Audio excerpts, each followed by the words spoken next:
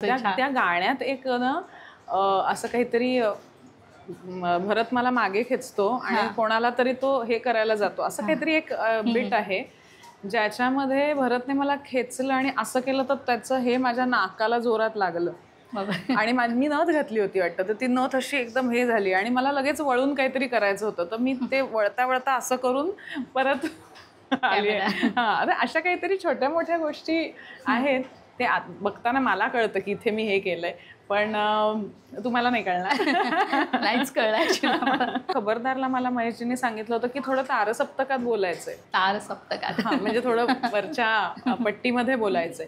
तर मला ते दर सीनला आठवण स्वतःला करून द्यायला लागायची की नॉर्मल ए काय रे असं नाही ए काय रे असं म्हणजे थोडंसं जास्त करून तर ती सवय नव्हती त्यामुळे पण आता बघताना छान वाटतं ते आणि त्या सिनेमात त्यामुळे असं लोकांना पाहायला मिळालं. हो म्हणजे विनय काकाकडे मी पहिलं काम केलं होतं पण विनय काकाला पाहायला मिळालं. संजय होता, भरत होता, रसिकाकडनं खूप शिकायला मिळालं.